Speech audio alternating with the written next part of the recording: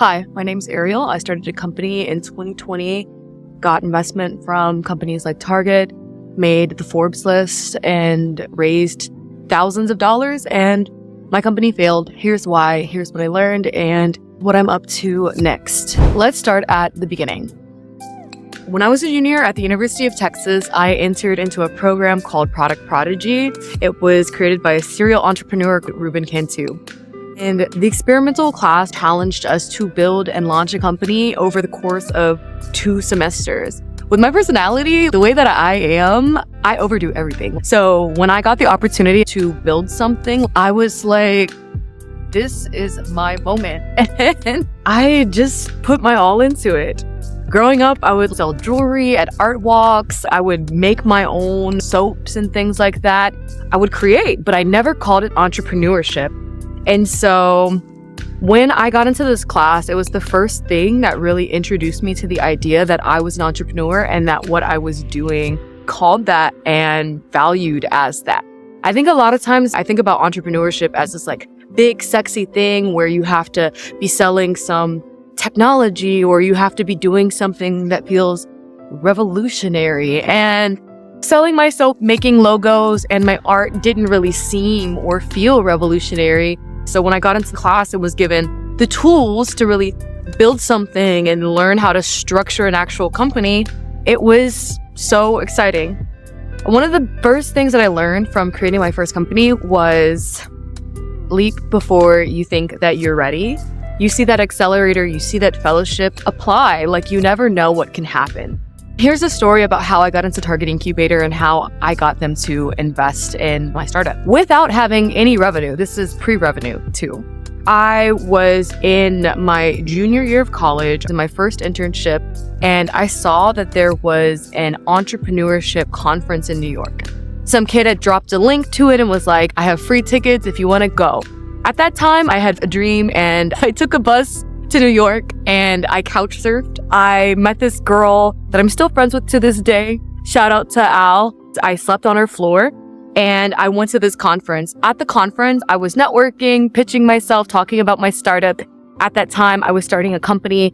The company that I started was a company that helped men and women with curly hair. I remember people, they didn't get my idea, but I knew I had a vision for what I thought the company could be. We wanted to create a hair kit with all of the best tools that a person needed to start their hair care journey. And later it would evolve.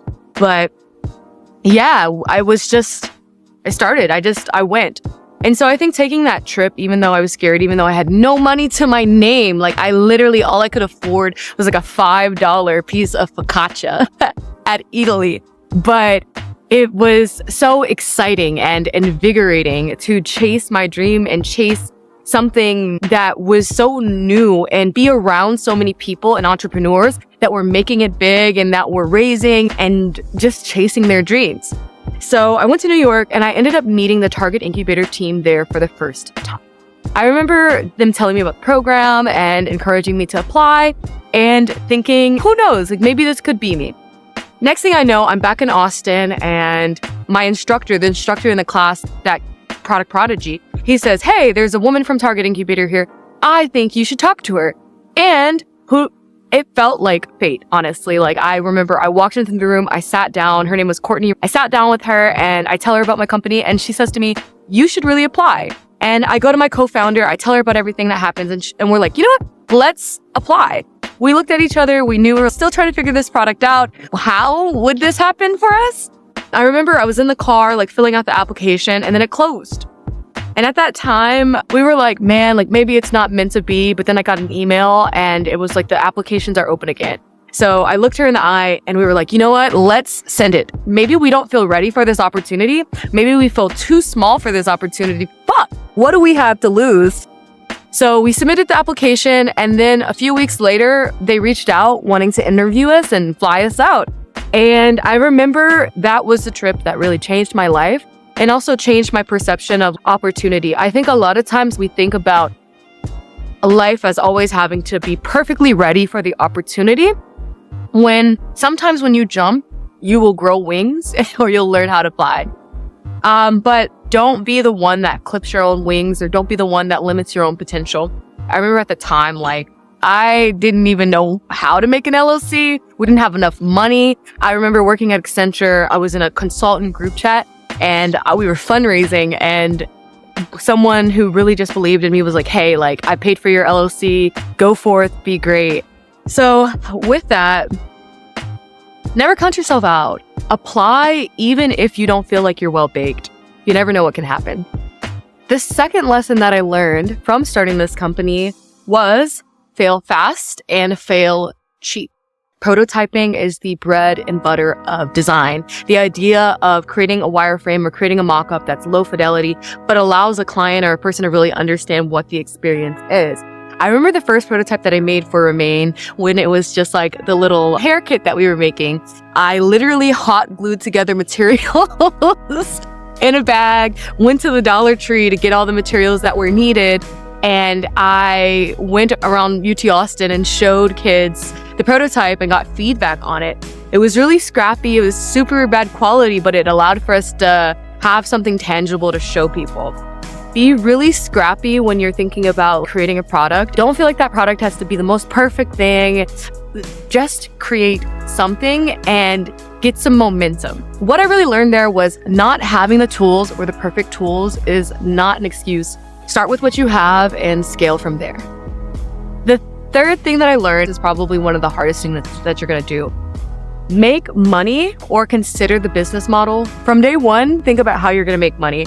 I think one of the things that I've had to contend with as an entrepreneur and as a creator is knowing how to price myself, knowing how to value my art, knowing how to value my work and my time. You deserve to be paid if you're delivering a service. Making money is going to either be your largest or your easiest hurdle. When you think about business law, the most important thing that you have is consideration to have a valid contract.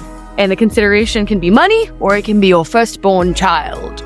So to know that your product is fulfilling and has a purpose or a goal, you need to see that people are putting consideration, aka their firstborn child, into your hand. Because then they have skin in the game and you know that you're onto something. If somebody finds value from something, even if the product isn't perfect, back on point 2, they will still use it. And from there, you can take that and iterate and scale. You need to make sure that you're doing sticky pivots. I remember earlier in my journey, I met a woman, and at the time her company's name was Fellow. I'm not sure if it's still named Fellow, but she told me about the idea of a sticky pivot. So it's like you're dribbling and you're pivoting with the ball. And I remember what she told me was that in entrepreneurship, when you're iterating on your product, you need to take what's working and leave behind what's not. Make it your business to always evaluate what's working in your company or what's working with your operations and whatever you're doing, and leave behind what's not. It's not a failure that you're pivoting, but it's just a part of the game. Pivot and don't feel like you have to reinvent the wheel every time that you're pivoting. Sometimes your era might need a clean slate, but most of the time your era needs to be reflective of all the things that worked in the past. I think one of the successful things that I did with Remain is we did a lot of user research. So we did a lot of talking to customers. We did a lot of thinking about what did people need. And so by consistently considering the needs of the women that we were building for in their curly hair routines, watching people wash their hair, etc., it made it a lot easier to really understand where we might want to go. My takeaway is, if people are not buying, it is your job to find out why. Money is one of the biggest value indicators you have, so use it. Consider that business model from day one. Next, hold yourself accountable and execute. Get it done. Get it done. So one of the things that I think we really learned that was really valuable when we were at Target was about OKRs. Holding yourself accountable to what your objectives are, what your key results are, and what your goals are is so important. Making sure that you are able to account for the things that you're doing is what allows for you to make progress. One of the vehicles that I think we also used that was super helpful was utilizing pitches and showcases as sort of checkpoints. In school, one method that I think is super effective that in adulthood we use is that final test, or we have a project that we have to show off or a presentation that we have to give. We organized a lot of our product milestones around pitch competitions as well as showcases like CES and local pitch competitions that we had. It made it super tactical and also time constrained us because we had to get shit done because we knew that we had to showcase our idea and that if we didn't finish, we'd have nothing to show at the showcase. So organize your business around showcases and milestones and use them strategically to get shit done. Next, what holds you more accountable than people that you have to check in with? One of the things that I think we did well with Remain was updating our mentors, updating people, and taking our inner circle of folk that were rooting for us along the journey. We had something called mentor newsletters where we would talk about our Google Analytics. We talk about the things that were challenging. When we had interns, the things that were going well. And I think all of those things helped tell people that, one, we're doing exactly what we said that we're doing. And even if we're not making progress, here's why. And if there are things that we need help with, these are the things that we need help with. Please help us. And more than once, it really unblocked us and helped us along our way. Track what you've achieved in monthly or bi-monthly email streaks and rinse and repeat. Keep people following your journey on a newsletter. I think one of the things that I wish we did better was building out loud and building in public. This year took on the challenge of growing my own personal social following and also restarting with the new company that I'm creating, social following. And just to be so honest, I burnt out. It was a lot. Like editing videos, conceptualizing videos, creating them consistently and having the bandwidth to do so can be a lot. But I think one of those most valuable things that I've done, even if it's like been once a month, is dropping a video about the journey of my new company and like how it's going and like how I'm feeling and my roadblocks. Because even when I meet people in real life, they're like, oh my God, like I saw that you did this and I'm excited for this coming on. People, they love to people want to root for you. Give them a story and tell them about what's going on. I think a lot of times like we beat ourselves up because internally in our heads, we're like, we have to be at X destination, we have to be at Y, or we compare ourselves to where other people, instead of allowing for ourselves to just be human and show what the journey of that is. Imperfection is just a part of the game. Takeaway here is understand your key performance indicators, track them, review them monthly, and in a newsletter, talk about what you've done to build trust and consistency. Next, let's talk about systems. Oh, I love a system. I love a Notion. I love a Trello board. With my startup, one of the things that we did excellently was create systems. I still admire this about Diogene to this day, but this woman's strategic mind and her ability to turn complexity into simplicity and also really get down to the nitty-gritty of what actually needs to be done is just impeccable. We built Notion boards, we had OKRs, we had email templates, we had automations out the wazoo, and it helped us scale ourselves in a time where there was not AI, and it also helped us stay extremely organized when we didn't really have a lot of resources. When you don't have a lot of resources, it's really important that you know where your time is going and also know what you're doing and what is actually going to help you move forward towards your goals. Consistency is the name of the game, so making sure that you have things that just help make being consistent a little bit easier is going to make your journey so much better. Do not let your systems paralyze you.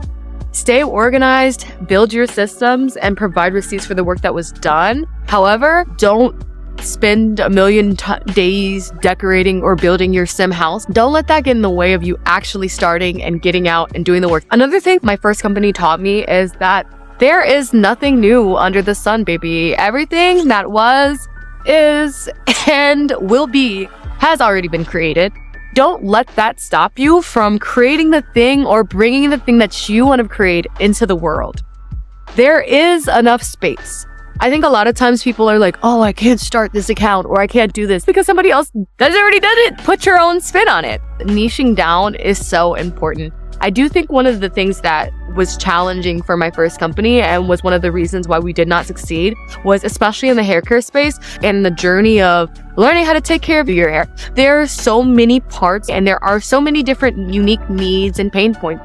Maybe you're a single father that's learning how to take care of your daughter's hair. Maybe you are in college for the first time and you're having to deal with a new hair texture. Or maybe you're just a person that wants to efficiently and effectively get what needs to be done with your hair and find a new shampoo. There are so many places that you could start, or so many things that you can do in a specific industry. Make sure that you're niching down, study your competition, and innovate in the gaps. Choose a gap, innovate there, and be really good at filling that gap. You can't do everything. And I think when I did Remain and we did Remain, we tried to do everything. We tried to be holistic. We tried to have a one-stop shop for your whole journey. And it was just really difficult to do, and it didn't allow for us to serve or do the few things that we were doing really. So my takeaway for you here is to learn from your competition. If you can collaborate, do so. Life is too short, let's go. And make sure that you're niching down and serving one specific need excellently than a lot of different ones. Okay. The next thing that I learned is communities are your friend. I think that a lot of times people go out and they do a lot of networking, or they'll go to one thing here and there. One thing I really encourage you to do is find communities that can help support you. In my experience, some of the communities that really helped me was Black Girl Ventures, Target Incubator, and the alumni group that we had after that, Techstars and the community that we got from that, as well as a lot of the entrepreneurs that were along the same way, the next gen people that I met, and all of the entrepreneurs and founders that I became friends with. Black Girl Ventures was one of the most pivotal communities that I could have joined. They helped send my first company to CES, and that gave us exposure. It got me my first BBC interview, and it really just changed my life in a fundamental way that's helped propel me and have the confidence to continue creating and understand how it's done. I think when you're in a room with other people that are doing things that sometimes feel impossible, it makes a lot of things feel more probable. So having communities can really be that thing to push you along in your journey. Next up, you need mentors, sponsors, and heroes. Mentors help coach you up, sponsors invite you into the spaces, and heroes are the people that you watch from afar and are like, you're so cool. You need all of these on your journey in order to really propel you along.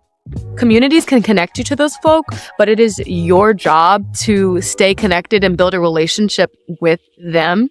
I do think sometimes finding mentors can be hard, and I still experience this in my own journey of thinking about how to cultivate those relationships, provide value, and do so consistently. One of the ways that one of my mentor and friends have done it, Lauren Washington, she has done that through a founder happy hour, and it has really helped her stay connected to others and also just ensure that there's always a space for her to connect with the people and the mentors and folk that have fed into her journey. And when she said that I was like, dang, that is so genius to provide a space that allows for both your mentors to come, but also connects other people that might be green or new to the space to other people that might help them on their journey. And it just helps share the wealth. I really love that mechanism. Also, cold outreach never hurts. I think that nowadays with AI, so many tools, automations, and things like that, people are a lot more skeptical. But knock on doors. I've done a lot of cold outreach myself. A lot of it has failed, but some of it has worked. And in the times that it worked, it has been so helpful. Also, asking for a warm invite from people that know you and believe in you and can connect you, or just sharing people the challenges that you have can also bring you to meet people that are really helpful towards your journey. I remember one of my earliest mentors, David Wyatt, was so helpful, and I met him through my college counselor because I thought I wanted to be in marketing and PR. And then as I started my company, it was really helpful to learn from him and with his expertise in PR and marketing as I started to try and place my startup and get press. And I learned how to get press, and I learned a skill that I wouldn't have had from having a mentor that had so much knowledge and expertise already from their own experience. The last thing that I want to mention here is respect those that give you their time. One of the things that I think we did well with Remain is that we made sure to really thank people for giving them our time, but also not just thank them, but tell them what we were going to do with the things that we learned from the time. So my email format, really simple. I'll break it down to you really fast.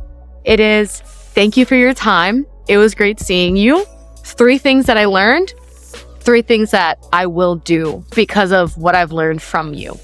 See you again at this date if it's relevant, and a bye. Really making sure that a person understands the value that their time has for you will keep them coming back to you, and also keep them wanting to help you. So my takeaway for you here is no one ever became anyone in a vacuum. You need good people around you, and to invest and respect those relationships, and to become legendary, somebody has to tell your story. So make sure that you're informing and building a community of people that want to tell that story. Next point, with my first company, I learned that you need to understand your work tempo, invest in yourself, and rest. Burnout is a bitch, and burnout will reach you professionally. Burnout will reach you socially. Burnout will touch you physically. Burnout is, she like to crash out. She will make you crash out. So understanding your tempo and investing in yourself, your health, your rest will serve you throughout your entire journey. You don't need to be drastic. I think one of the things that I felt really conflicted in is a lot of times with entrepreneurship, people have this hero's journey of quitting their job, living in a basement, struggling and scrapping. And as a kid that had a lot of loans and siblings that I had to make sure that they could go to college too, I couldn't afford to not have a 9-to-5. So you don't need to quit. Hold on to your 9-to-5 as long as possible if you're not yet in the phase that the company is scaling, because that will also allow for you to bootstrap yourself and have investment money. Another thing on investment money is find grants and local things and pitches that can help you bootstrap and scrap that money together. Build proof of concept and crowdfund where you can, because VC money is not necessarily always the best option or the right route for most companies, even though I think it's put up here on the scale of the things that you need to do. VC can be a company killer, because at the end of the day, VCs want to get their money back and they want a return on their investment. So if you're not ready for it, if you're not ready to pour gasoline on your company, do everything in your power to fund that company yourself. Use your resources, bootstrap, don't give away equity, period. Do as much as you can by yourself or for as low cost as you can. Founders also can move at different speeds, and without awareness and mitigations, this can create resentment. So let's talk about relationships. One of the most important things I gained from my first company was my relationship with my co-founder, Diogene. I think that building a relationship with her and learning how to be a good co-founder, a good friend, a good partner, it was hard. There were some days that were rough. We would talk on the phone endlessly to try and understand each other's point of view, not go to bed angry. Because when you're so passionate and you have a goal and you want to get there and you just feel all in and locked into a vision, a lot of times it can become difficult and people's emotions can become tied up, hurt. I think one of the things that we found is that we had different working styles and different working tempos. And in my mind, I was like, why doesn't she just match my working tempo and go? And I know one thing she probably felt was, why doesn't she just slow down and allow for things to breathe? One of the things that one of my mentors, Ruben, who said was, it's not that she needs to change how she works or you need to change how you work or the perspective that you hold. Both are valid, but perhaps you all need to put your heads together and create your own working tempo that is unique to you all and that is yours. Understanding how you work and how your partner work will save you so much trouble and so many conflicts, because a lot of times, especially with equity and thinking about creating a company, the things that in companies are not necessarily the validity of the idea or even sometimes money. It's the relationship and the lack of relationship that you do or do not have with your co-founder, and how successfully you all can work together or how you do not work together. It is the thing that will make or break your company. So mitigate and talk and understand your work tempo. My takeaway here is active rest is important. You don't always have to quit. Sometimes you can just pause, Treat yourself like a high-performance athlete. To work long and hard, ensure that you're taking care of your whole self. Stress will take you out through pain and illness. It will definitely take you out. So in the last point, I started talking about relationships, but let's talk about it a little bit more intentionally here. Your relationship with your founding team will make or break your company. One of the things that we did, I think, successfully, and that I'm very proud of us for to this day, is we ensured that we understood each other. We did our best to understand, like, how do we want to fight? If things don't work out, what does that look like? If you're upset, like, why is that? What does this thing mean to you? Having those conversations that are hard with your co-founder, and also slowing down, recognizing their humanity first, will always put you in a successful position when working with another person. I think the best time that I had in my last company was all of the hours that I spent working with all of Maria's and all of the people that helped create our company, and all of the beautiful souls that believed in Diogene and I's vision and trusted us as leaders to create the company. And working with Diogene, I think, like, when you're working with your partner, there's just like nothing like it. You feel infinite. You feel like you can achieve anything. And it just, yes. But there will also be the times where you feel frustrated. You feel like you want to run away and do it yourself because you have the answers and you know everything. Checking yourself, checking your ego, and always reminding yourself to pull back and honor the other person's humanity and honor your own, and check yourself and ask why, and converse with your co-founder, converse with your team, will always serve you and might save your business. So my takeaway in here is invest in your team, invest in your culture, and look at your teammates as people. As a leader, be decisive, honest, and clear. So these are my last 2 points. Accolades only mean so much. In entrepreneurship, and I think even in life, you have people on the Forbes list that are flexing. You have people that are chasing, like, next founder of the year. I made, like, the Times list. You have founders that chase accolades or flex accolades. And to be so real with you, you can pay to get on a lot of these lists. So the people that are flexing, like, their Inc.'s top whatever company, you can pay to get on that list. Let's be so for real. And some people, never mind. I won't say that. But I say this to say titles open doors, but don't mean anything a lot of the times. Don't fall for the glamour. Don't fall for that trap, and don't fall for chasing these awards to validate the work that you're doing. So my takeaway for you on this is use these lists to spread your message and gain credibility, and at least get in the door. Because let's be for real, accolades do help you get in the door, but do not chase clout, chase customers. I think with my last company, one of the most raw emotions and things that kept me from talking about what happened, why things failed, and also acknowledging and really reflecting on all of the things that did happen in that company, was because I had achieved so much and done so much. I almost felt trapped by my success. And I also felt like, oh no, I've made myself irrelevant. And I think because of that, I wanted to rush into creating a new company and doing something by myself, doing something that was super cool and tech enabled, that could get investment, because I wanted the validation of the person or the being that I was building myself into.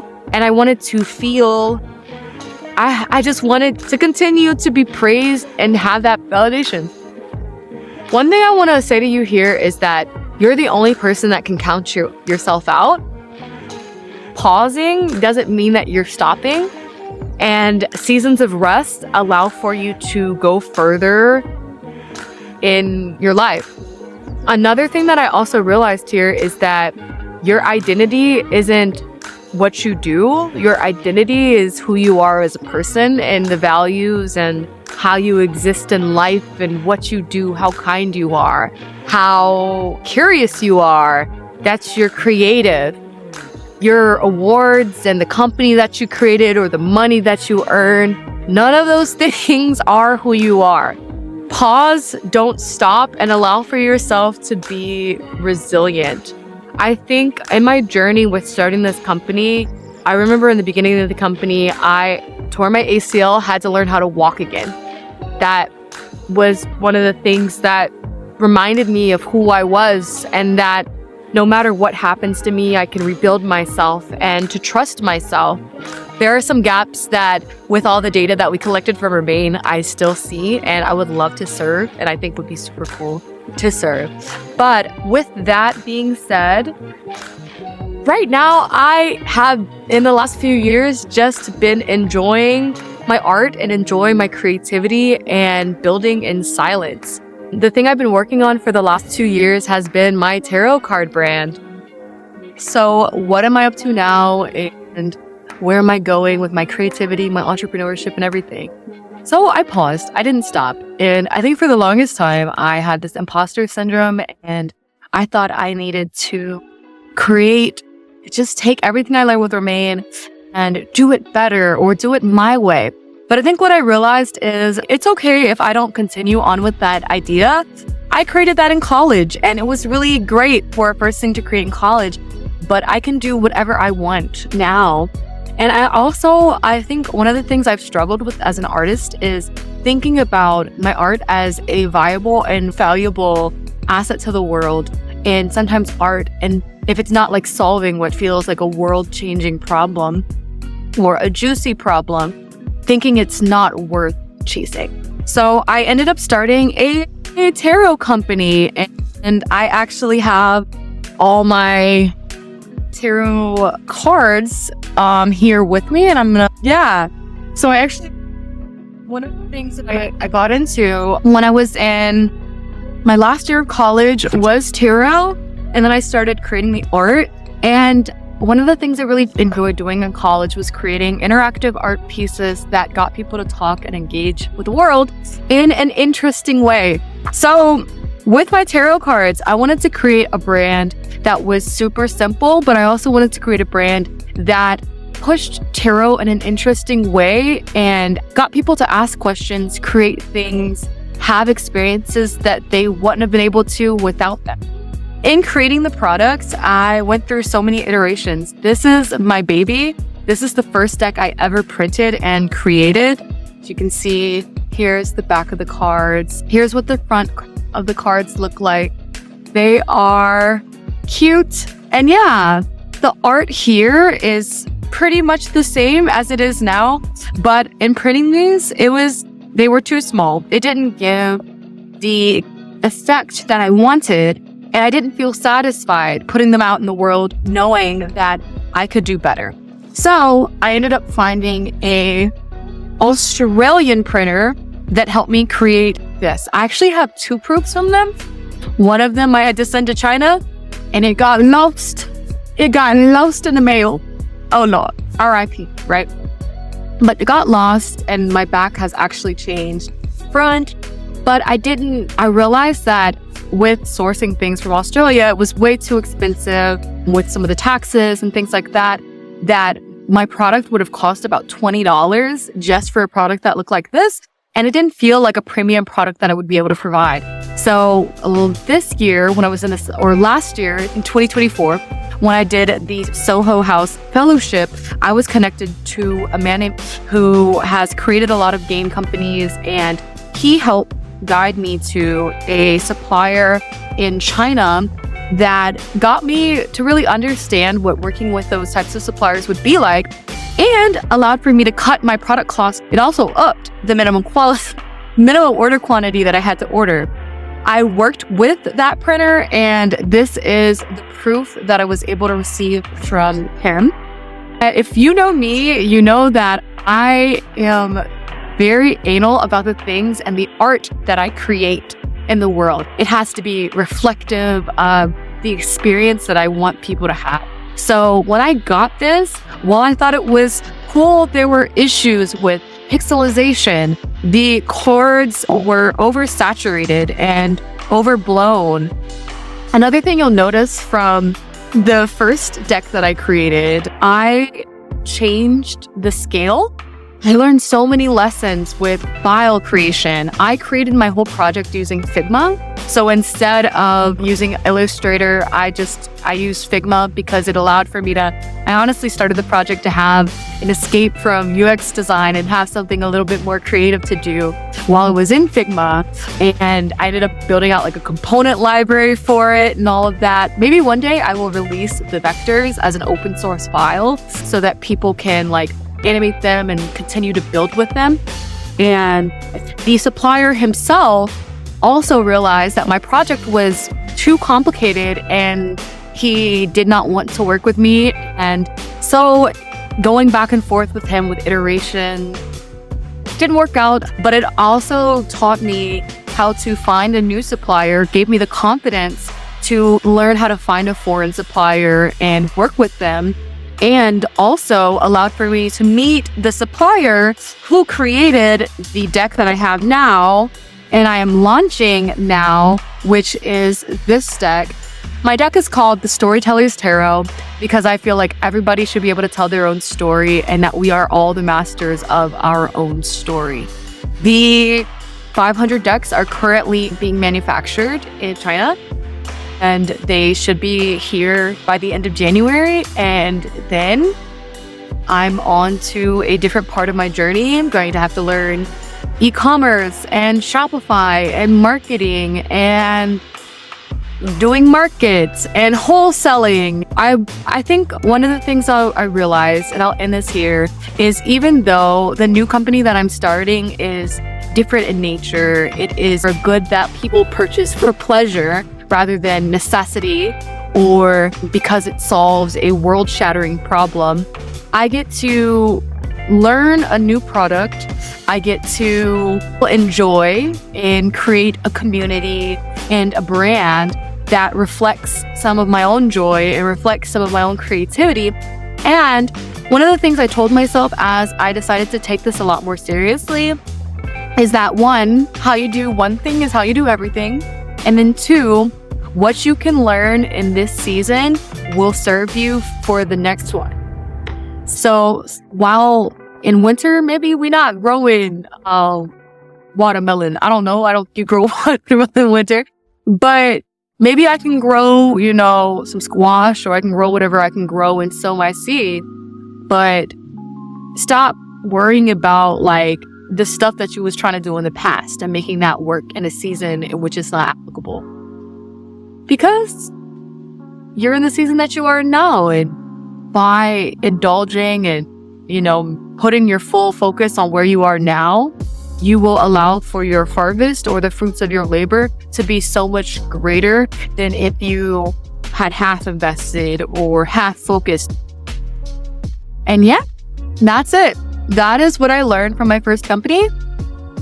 This is where I'm at. I hope you follow along as I revolutionize the way that people interact with tarot cards and build this brand. Bye.